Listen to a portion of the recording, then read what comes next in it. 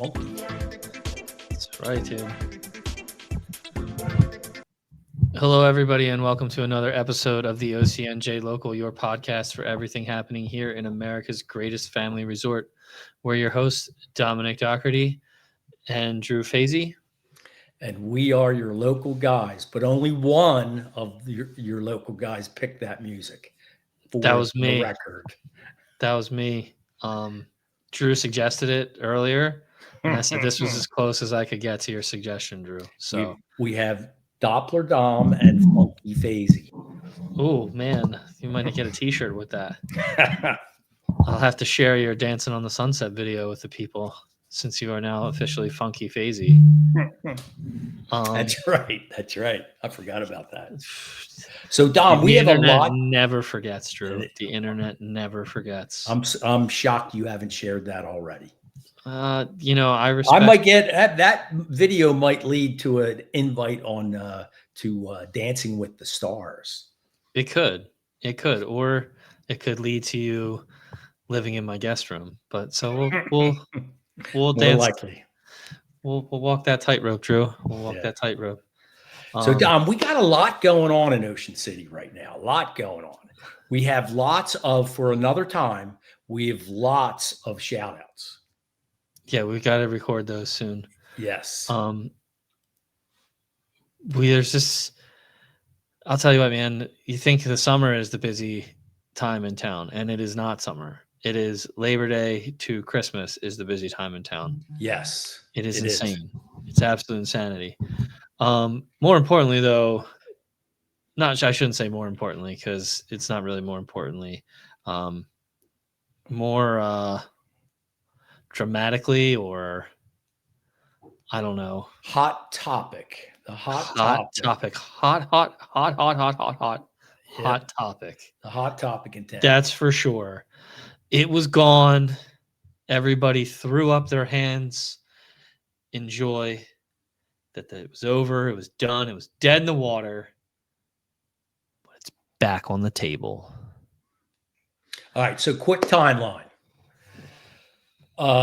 Mayor Jay Gillian, owner of Wonderland Pier, announced in the summer of 2024 that he was going to be closing the park.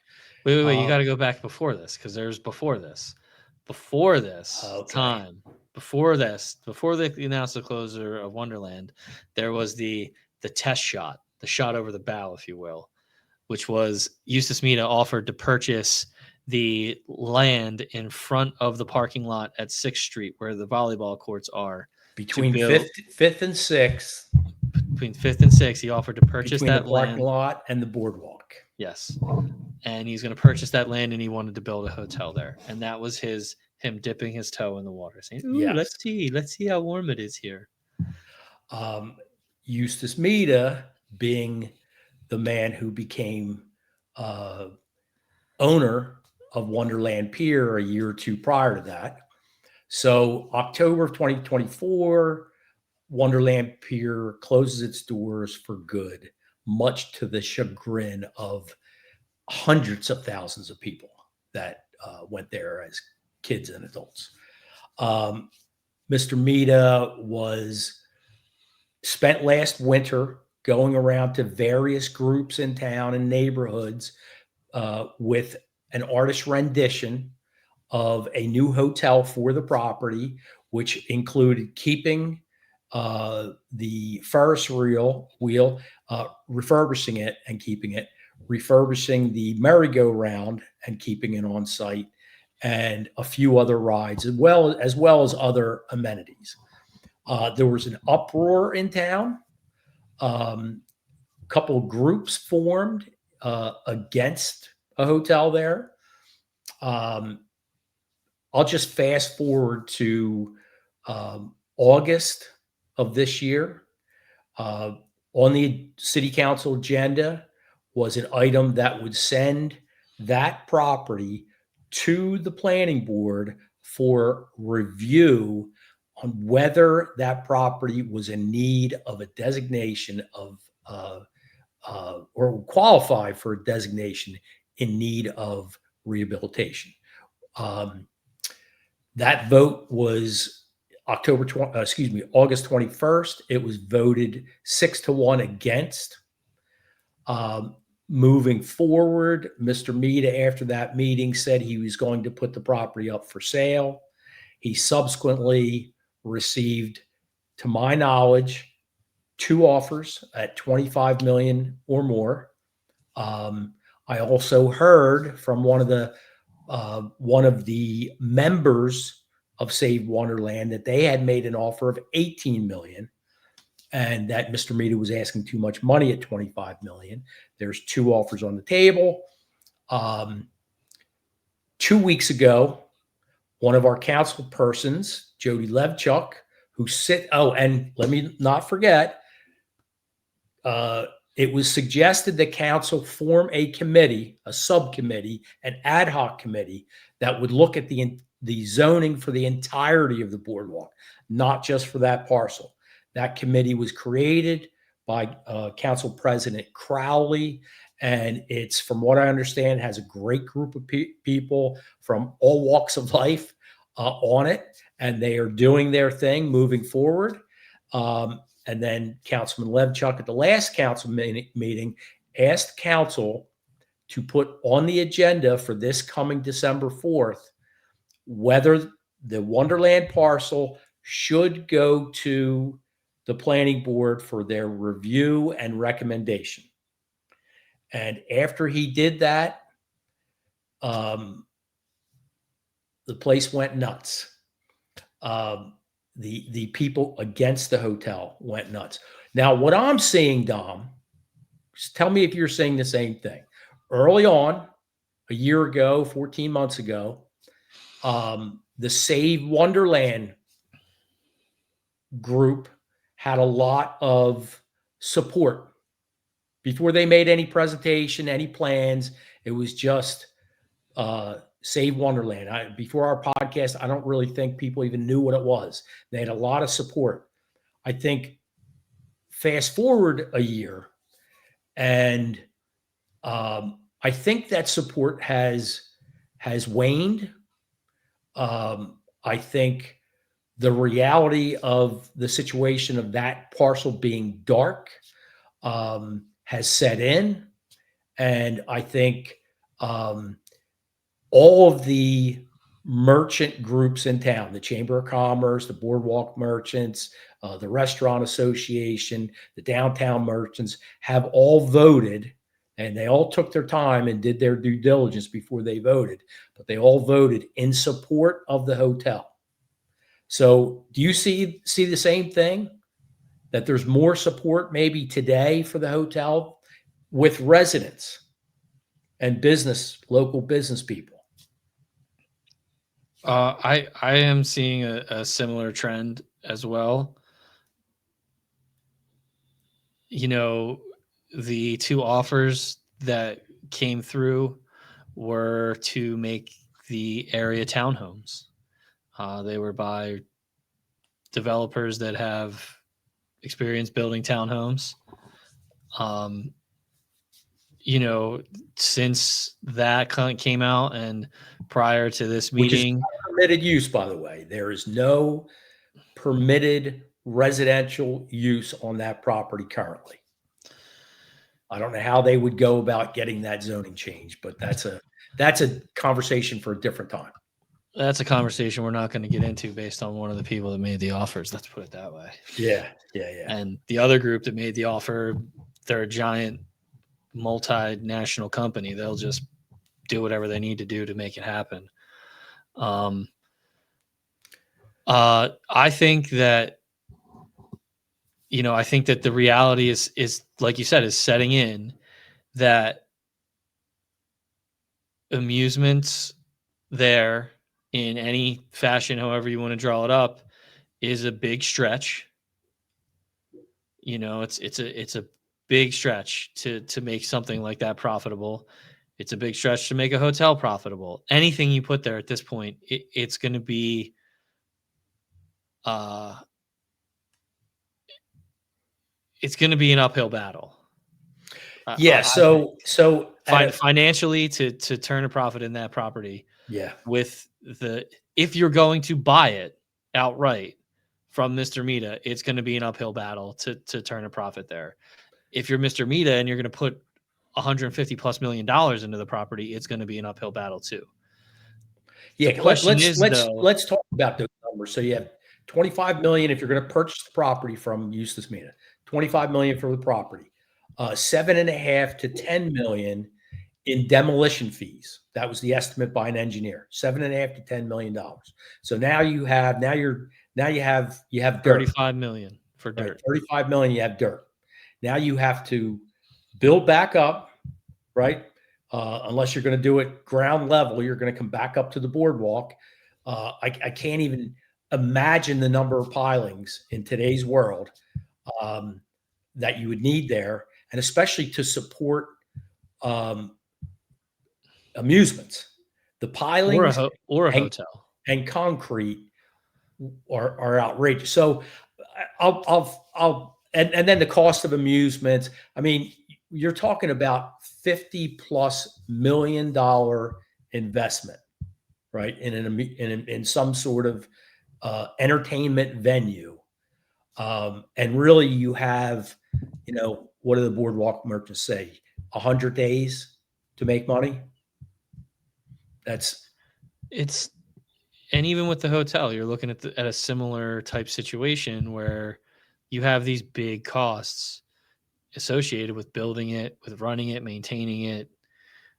It's a tough property. It's not an easy property, and it's not an easy decision for anyone as to what the future holds. Because the last thing that I think anybody wants is to see the decision, whatever decision is made, in 3 to 5 years end up being completely financially insolvent and go dark. Because then what do you do? Yeah, then nobody wants to see anybody fail. Yeah. Whoever's going to go in there and whoever's going to redevelop that property, you're in it for the long haul. There's no like, hey, 3 years from now I'm washing my hands. I can't turn a profit. You have to be committed. Right. So I give the city council credit. It's a tough decision to make. As far as like the support amongst town though, since Councilman Levchuk has come out and asked for the revote, the business community has come out in droves and said, hey, let's build. Let's go to vote. They've been asking people to come out and support to bring the numbers out the same way the Save Wonderland people and the people who don't want redevelopment have been asking. So, you've gone from the city council meeting to being in the council chambers, to being in the library, to now we're up at the music pier. Yes. So you're not really getting much bigger than that. There's no bigger venue here unless, we put a dome over Cary Stadium and we have it there. So, I mean, it's definitely the hot topic. Yeah. So we're going to bring on an expert in the boardwalk. Let's chat.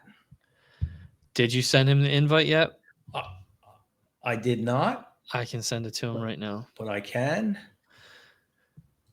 No, I see it. I got it. Okay. Yeah, but like there's no easy answer here, and I think that's unfortunately in today's day and age, that's what the world wants. They want an easy answer. They want a quick fix. They want hey, this is going to work, and everyone's going to be happy. It's just not the case here. I think there's just way too much emotion involved in that property.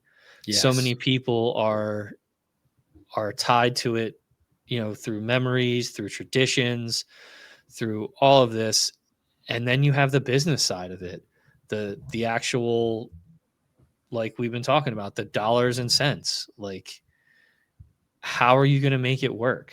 How are you going to not go dark in 3 to 5 years? And that's a long runway too, 3 to 5 years. Yeah.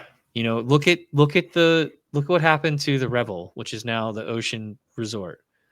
I think a lot of people forget that, everyone sees the one tower. That was actually supposed to be 2 towers.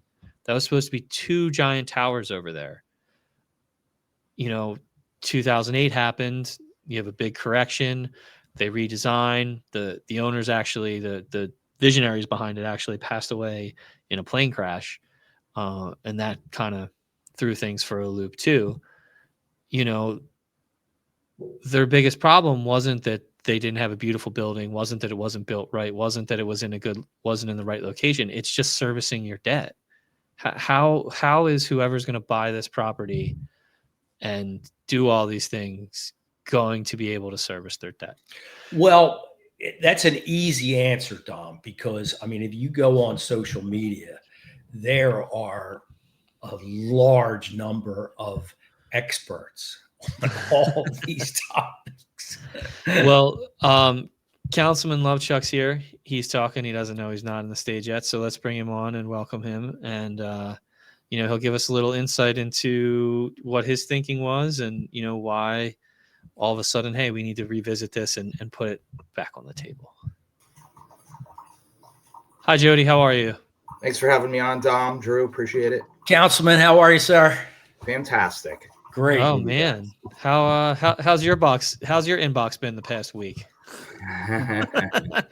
You don't have to answer that. You don't. Well, have it's to public information. I'd be happy to show you.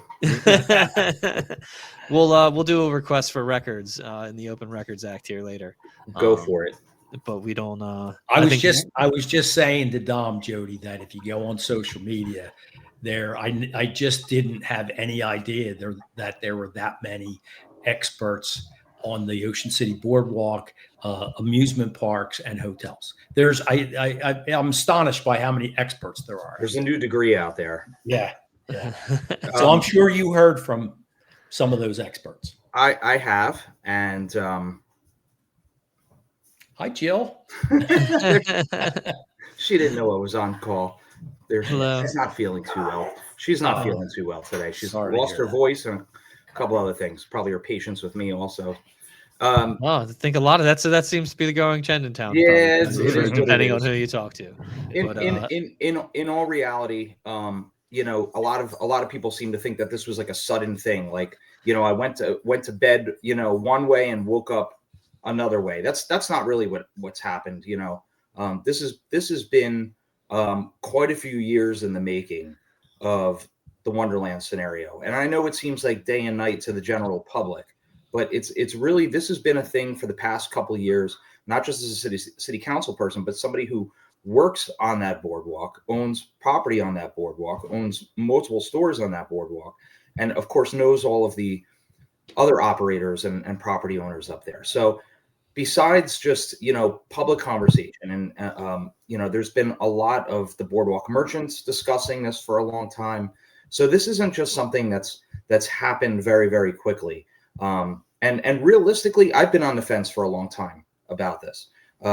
Why? Because I very much care about and I love Ocean City, and it changes hard on everybody.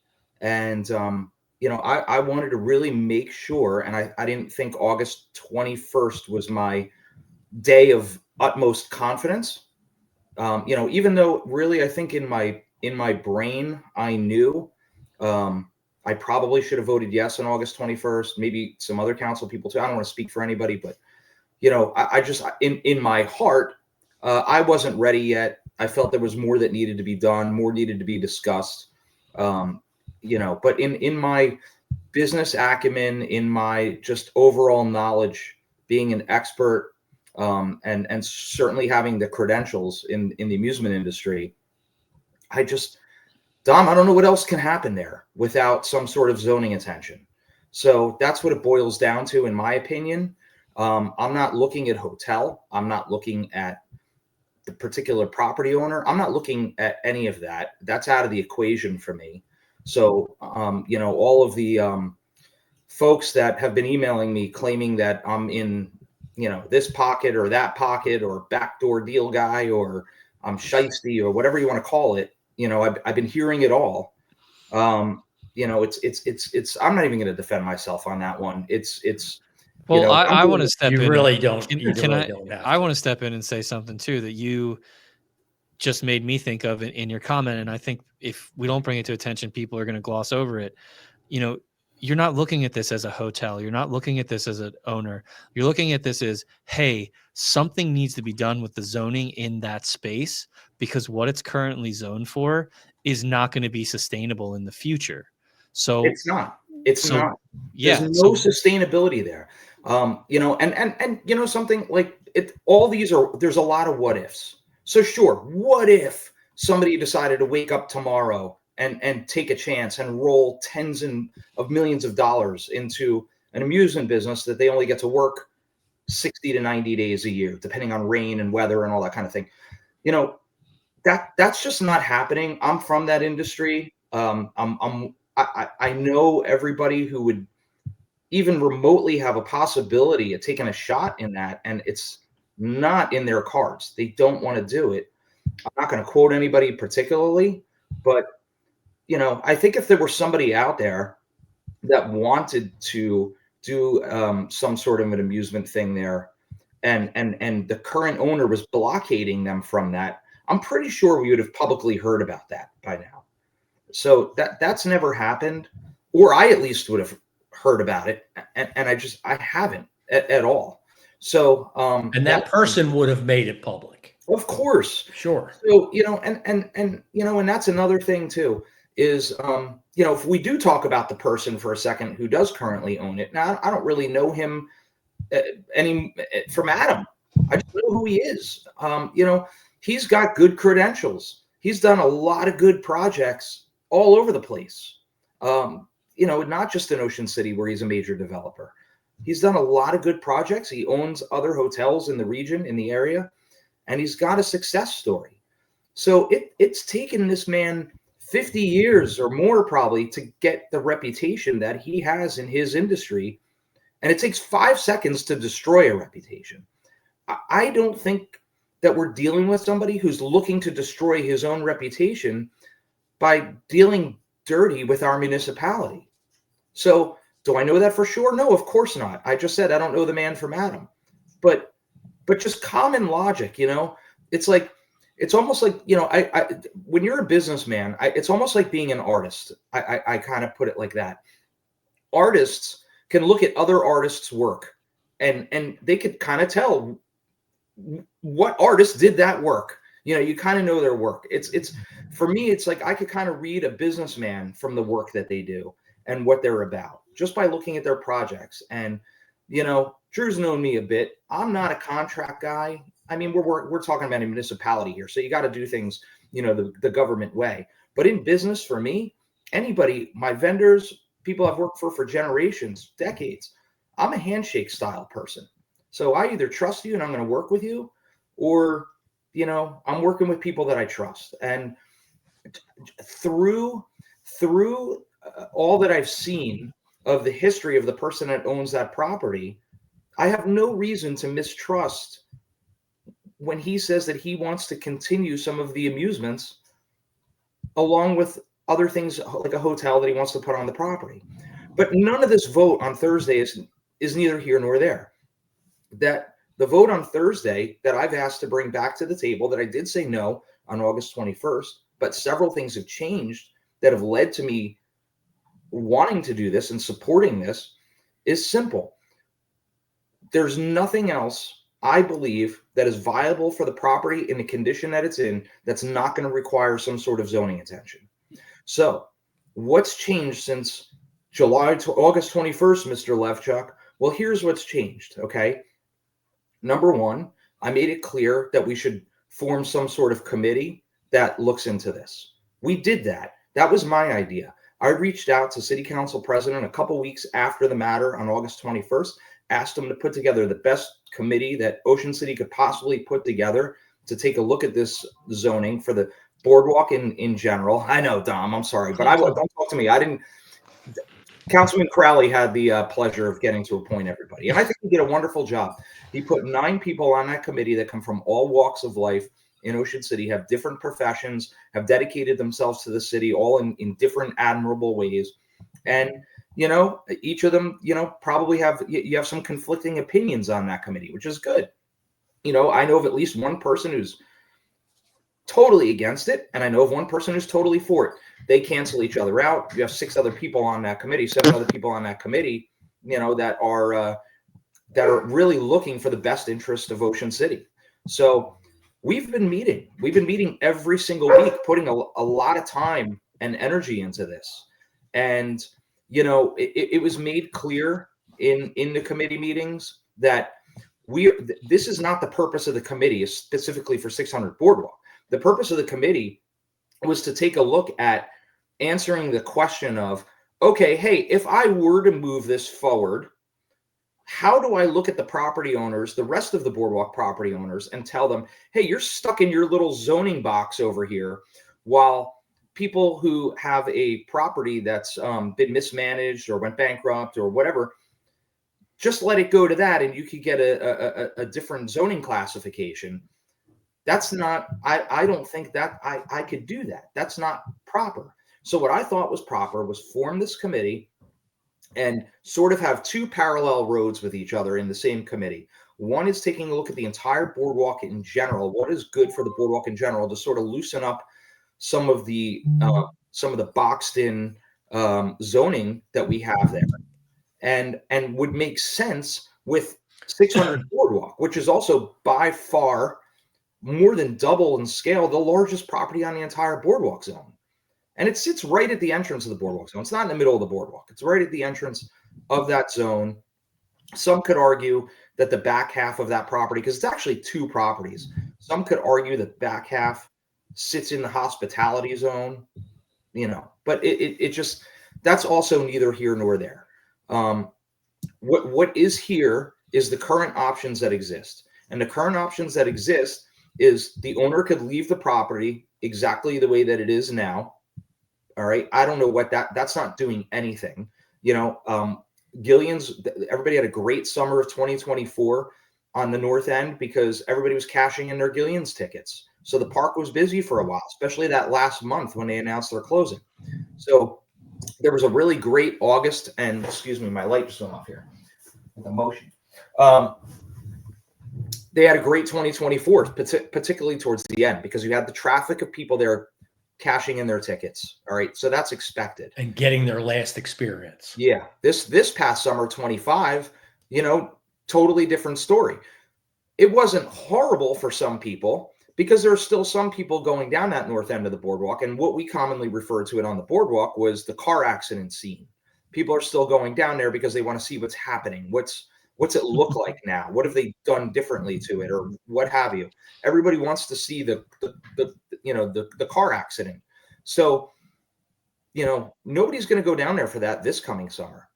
So what's changed, right, is that number one, like I said, we formed this committee. We're well into the work of that committee. We're getting a lot of data that myself and 2 other people from the Boardwalk that are on the committee are bringing to help educate the 6 others that are on the committee about the Boardwalk. Many questions that they have.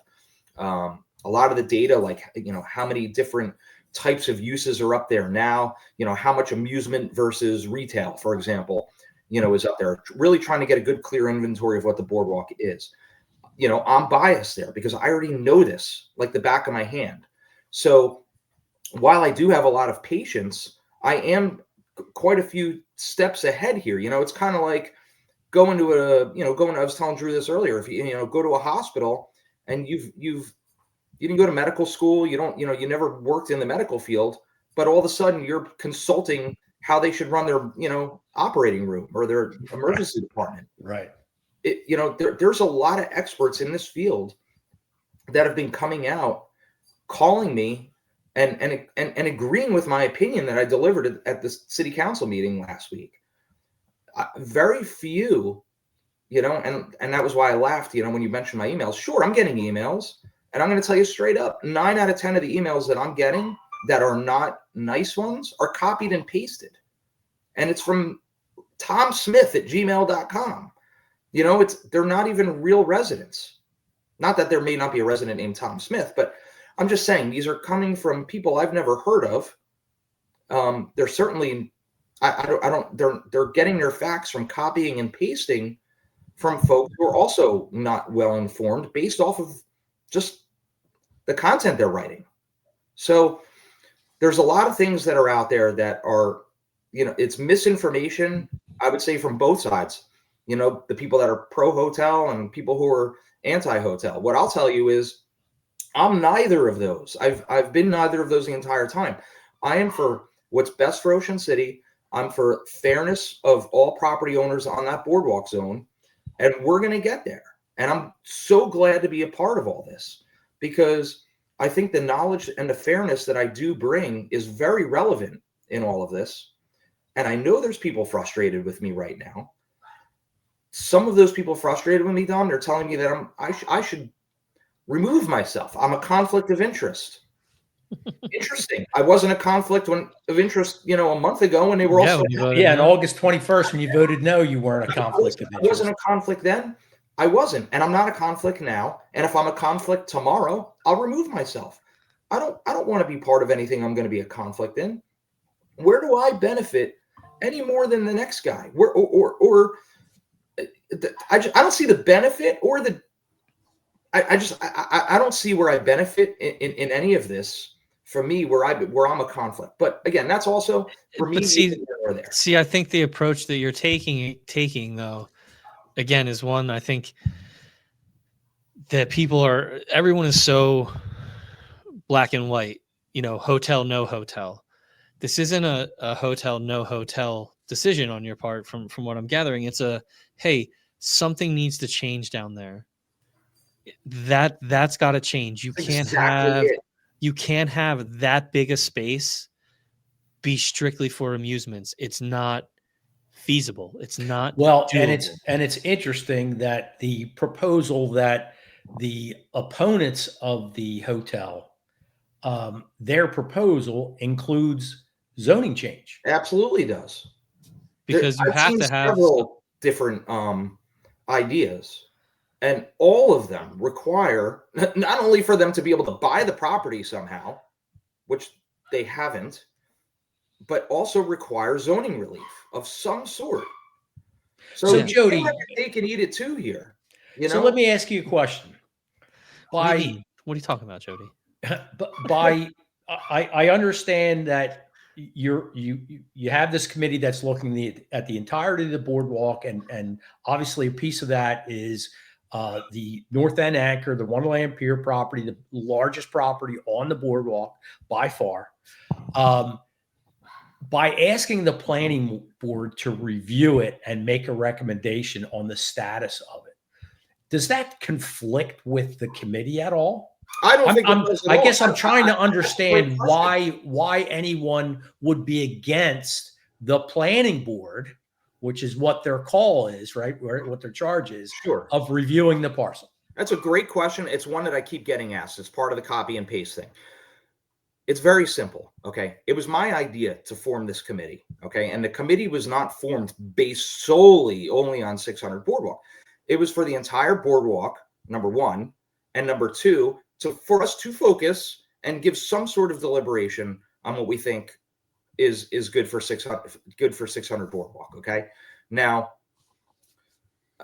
this is a committee that's made up of, there's 3 people that are from the boardwalk that are on this committee. So I'm not saying this in a negative way against any of the committee members, because again, like I can't tell you how good of a job that I believe that Councilman Crowley did with putting together 9 various different people on there. But if your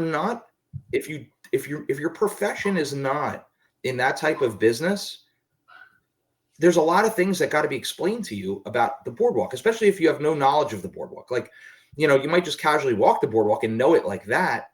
But if you don't know who the property owners are and where those property lines actually are, and so on, so there's just so much information up there that, you could come up to me on the worst day and I could probably tell you with exact precision where a property ends and begins, who owns it, what the situation is there, and so thus I'd like to say that I know what I'm talking about when it comes to the way that the boardwalk works. And it's not just me, it's really anybody who's dedicated their time and effort for decades to make their living that way. They're going to be a good source, of knowing what goes on there and what's really best for the boardwalk, they've seen businesses come in and try and fail, see another one come in and try and fail. They see other ones come in and succeed. So, you know that when you're the actual operator or the landlord of these operators who have succeeded or failed, you really, it's a little strange to me when you have an entire business community that's come together after, like I said, this has been going on a couple of years. This isn't just, I know it's new to a lot of people, but this has been going on for a long time. And the business community has been deliberating about this, in their meetings, and they're not backdoor meetings. These are association meetings that now, so there's the Boardwalk Merchants Association. It's not a real association where like you pay dues to be part of that association. If you are a merchant on the boardwalk, by proxy, by default, or whatever you want to call it, you're automatically a member of the Boardwalk Merchants Association, whether you go to the meetings or you don't go to the meetings. And most people come to these meetings. We get a good turnout for Boardwalk Merchant meetings because they're very interested. And the turnout isn't just merchants. You get the Chamber of Commerce comes to that. We have a designee from the Tourism Committee that is at our meetings.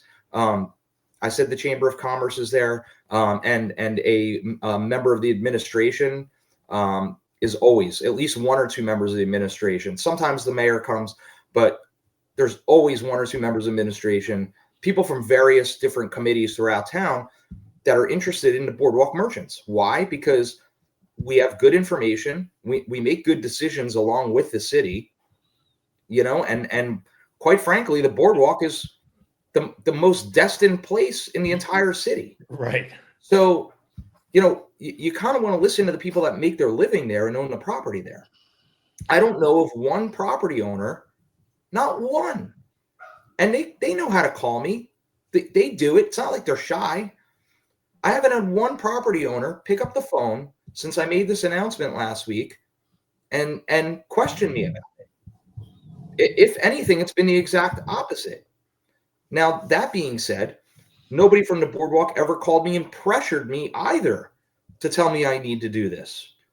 Nobody. Why? Because they all know me by now and know there's no point in doing that they're never going to pressure me into anything like that. I'm making your video great here with the lights.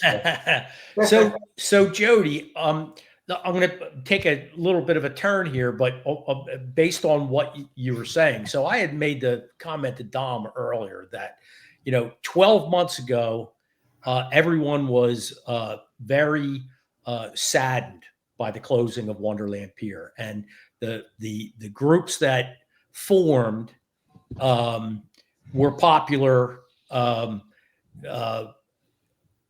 And I think 12 months later, after everyone has gotten and digested information, that more people and more businesses in town support the Icona Resort in that location. And I'm bringing this up because you mentioned the Boardwalk Merchants. To me, I think there's a part of that turning point is when the Boardwalk Merchants, the Downtown Merchants, the Restaurant Association, and the Chamber of Commerce all voted overwhelmingly in support. Overwhelmingly is not even a word. I mean, it was almost a complete 100% in every one of those groups. Yeah. So I think that we all know business people in town. We all know the Levchuk family.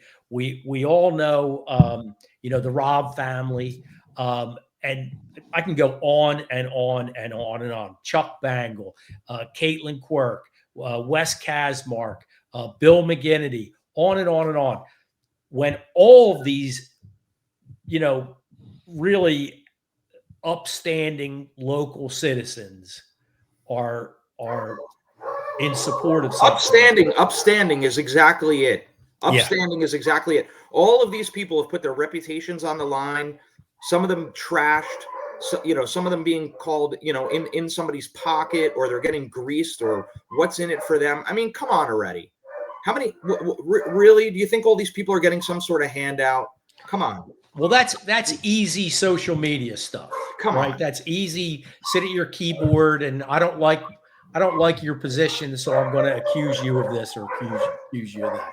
So I guess I think that all of those all of those associations being in support has really kind of turned the tide in town. And I don't know if that had anything to do with this getting on the agenda, and I don't know if that's going to have anything to do with the way the vote is going to go, but I would have to imagine it should. It should. I mean, you know, as a council person, right?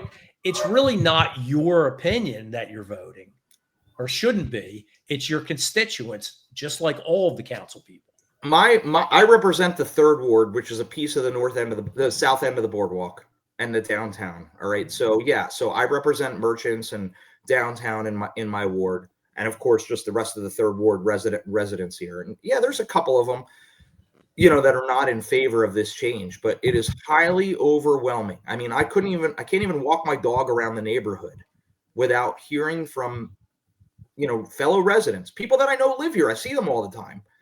Or going and picking up my kids at school and hearing other parents saying things to me, or like I said, the business community, that's where I spend most of my time. Those are the people I see the most, or just random customers that are coming into our store.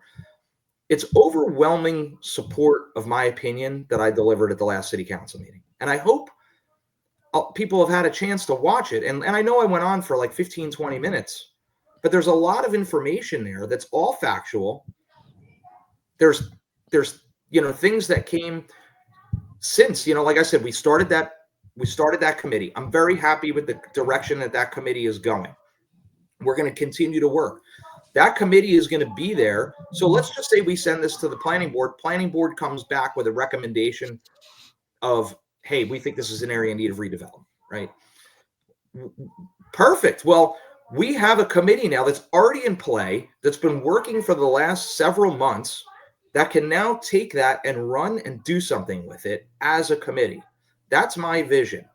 I think there's just some confusion there, that I didn't want the committee to work for a year and then come back and say, yeah, I think we like the, you know, the rezoning idea over there at 600 Boardwalk. That really wasn't where my head was at with that. My head was, this is a city council function. This is a government function.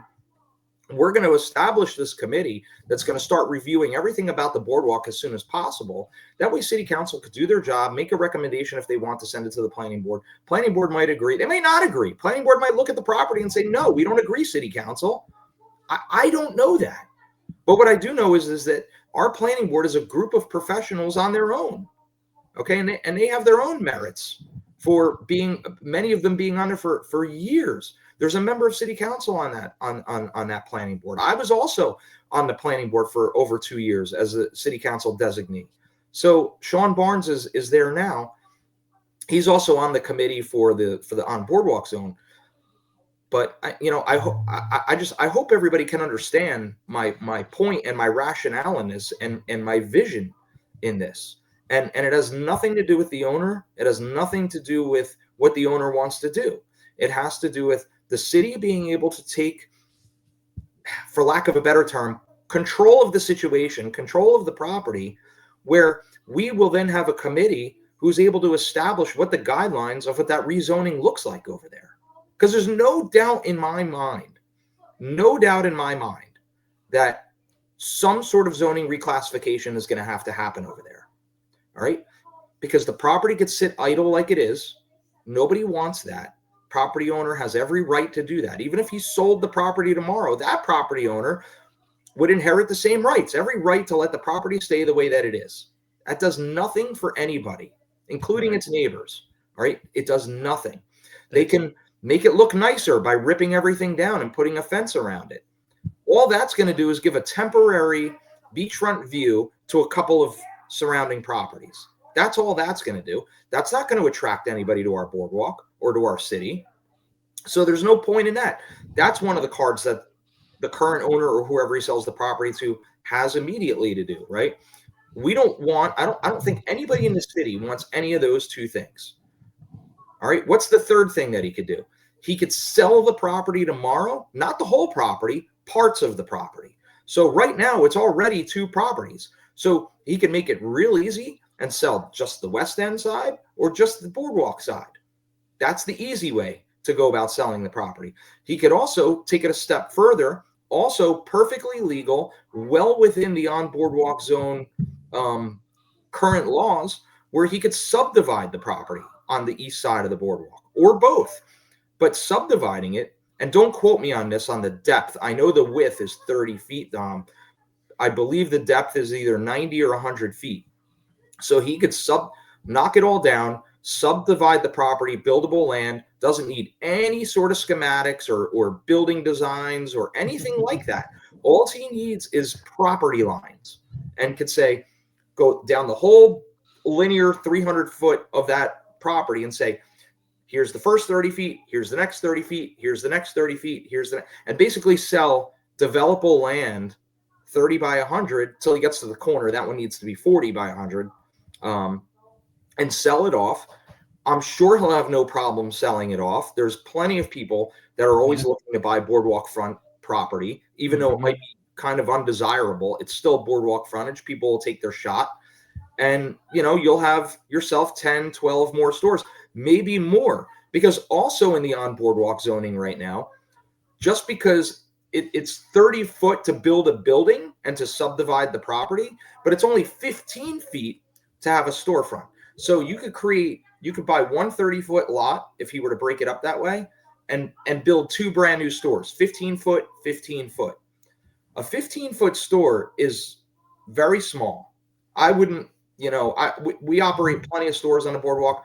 I really, unless I'm doing like an ice cream shop over the counter or something like that, I really wouldn't be interested in a 15-foot wide store. They're very difficult to work with. Now, that being said, also in the on boardwalk zone for commercial property, you are not required any parking.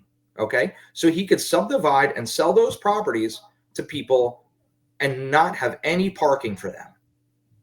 Does it make it less desirable to buy the property? Probably. Parking's important, but he doesn't have to offer it. He doesn't have to sell it with it. So there's plenty of commercial properties out there that people have bought, including on the boardwalk, including in the downtown, that have no parking. No parking. So there are buyers out there for that product. Okay. He could do that tomorrow. Not tomorrow. It's a little harder than that, for the, if he were to break up the property, but it's a simple by right application to the planning board. So, and they cannot deny it. It's a by right application. right. So could he do that? Yes. Is that an option some people might like? Sure. It seems harmless to go and do that, but where's the benefit for Ocean City or the boardwalk? What makes that marketable? What's going to make people want to go there? Because there's 10, 15, 20 new stores there. You know how long it's going to take to fill those stores? Because no wise operator is going to go in there and take tenancy. There's no attraction. So that's the missing link is where do we get an attraction? So this man who owns the property now, conveniently, has promised Ocean City that there will be attractions surrounding his project. So, and all of the support is contingent upon that. All the support from the merchants. My support is contingent. I don't know about all the support, Drew, but my support is absolutely contingent upon that. And I know that's what the boardwalk merchants voted on too. And the I think they changed downtown. their tune real fast if there was no attraction there. Yes. I know Caitlin Quirk made that very clear. Yeah. So there's just a lot of missing facts there. I don't think really anybody's ever spelled out to people what could happen with the property. Are those 2 other companies that have been mentioned in the papers really interested and put offers in to buy the place? I don't know. And you know what? I don't care. It's not moving my needle one way or the other. What is moving my needle is the fact that there's 4 empty stores there now. All right. There's 4 stores. So anybody who thinks that they know so much about the boardwalk, well, There's 4 empty stores up there now that actually have very good rents attached to them. So have at it. Right. Right. All right. Well, why don't yeah. we wrap up here? Yeah, it's going to be an interesting Thursday. Yeah. The meeting has been moved to, as I mentioned before, to the Music Pier at 6 p.m. I love that it's actually on the boardwalk. We're going to be making a big boardwalk decision. That on is, the boardwalk. So And it's probably one of my favorite buildings in the entire city, by the way. Yeah, I love the music. So I'm very excited to have this hearing there. And before we end, real quick, Dom, Jody, I just want to say that say thank you for really having the stones to bring this up. A lot of people wouldn't have, but to bring it back to the city council, get it on the agenda, and have it voted on, to me is again, I don't see any downside. I think it should. It's our job. It's our job. It's our job to do. And you're moving forward with whatever the end result is. You're moving forward, and I think the biggest fear and the biggest complaint was that no forward progress meant a dark property for years, and that was a lot of people's fear and point of anger. So thank you. We're not having that. That's the last thing that we want to have happen. But at the same time, I would rather have it be plain and dark than to have condominiums be built there or more housing be built over there. So I think we can all agree on that. We could squash that rumor right there too, that I would be open to condos or to, that type of development, triplexes, what have you. That's not what's going to be good for Ocean City. That's not going to attract people. And I think the big thing that people have to really keep in mind here is that this is not a vote for a hotel. It is not. Or for Mr. Mita to give him the green light to do what he wants. This is to look at the property to see if some sort of change in zoning needs to take place there so that there can be a sustainable entity on that end of the boardwalk moving forward. And the city gets to name the developer too. The city gets to name who they work with on this type of projects too. So city holds a lot of cards here when it comes to moving forward. I'm going to put Phasey Builders out there right now. The whole point of this, the whole point of me talking about it today, the whole point of me bringing up in city council at the last meeting and, putting it on my Facebook page for all to see, or whoever, whatever, is because this is open and transparent. And I do want to see even the stupid comments telling me, saying never listen to a politician in a pink jacket, there were some funny comments. Yeah. It's fine. I could take it. It's fine. I'm not worried about all that.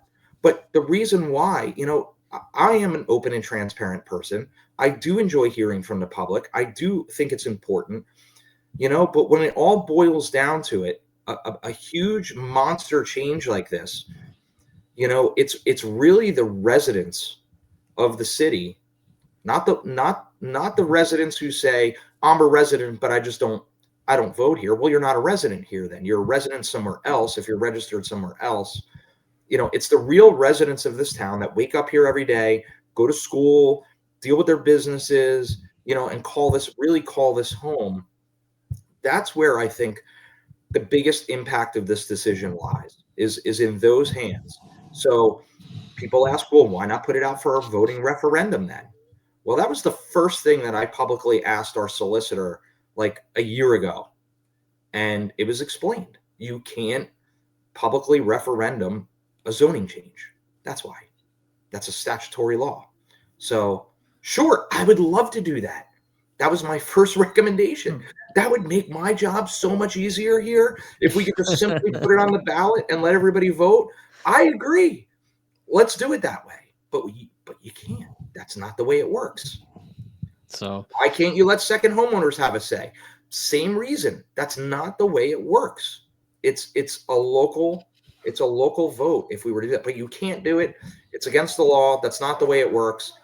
That's what our role is. That's why they pay city council the big bucks to be here. And and God bless you for that. And you know what? Here's another thing. Even if it doesn't work out Thursday night and it gets turned down, I don't know. I honestly don't know what's going to happen. I'm not picking up the phone, calling other council people and asking them how to vote or telling them how to vote or anything like that. I think we're a good team when it comes to the 7 city council representatives. I think overall for Ocean City, we're a very good team. We all come from different backgrounds. We all have different constituencies, if you will. I would tell you probably almost all of us are truly independent. And I think we're just going to go with our, real true intentions of when each person casts their vote that night. And again, I don't know how that's going to go. I just trust the process of fellow city council people. If it's a no, it's a no. I'm going to respect the democracy of our city council. But I can tell you that there's a lot of people needs to come forward again. I respect it from the first time around. We all had our own reasons why the first time, but things have changed. Things that I think would impact people's reasons why they voted no, and that's it. Here we are. Well, I think we're all on the edge of our seat with anticipation, Jody. So again, thank you. I'm more excited to see what color jacket Jody's going to wear this Thursday. That's going to be. In light of the comments, I am keeping with the pink jacket. It's actually salmon color. Salmon. Yeah. Very nice. Very nice. Well, all right. Well, yep. Good luck on Thursday. We wish you the best. All right. Thank you guys. Thank you for having me. Thank you for coming out and providing all this information. Explain my perspective. Yeah, we appreciate it. We appreciate you getting this information out. Absolutely. All right. All right, everybody. Bye-bye. Thanks for tuning in. This has been the OCNJ Local, your podcast for everything happening here in America's greatest family resort. Peace. We got DJ Jody. We got the DJ music on today. I got everything but the DJ, and I got the dog barking. I got the wifey coming in for her coffee. I got the other dog barking. I got the lights flickering. It's a hot mess over here.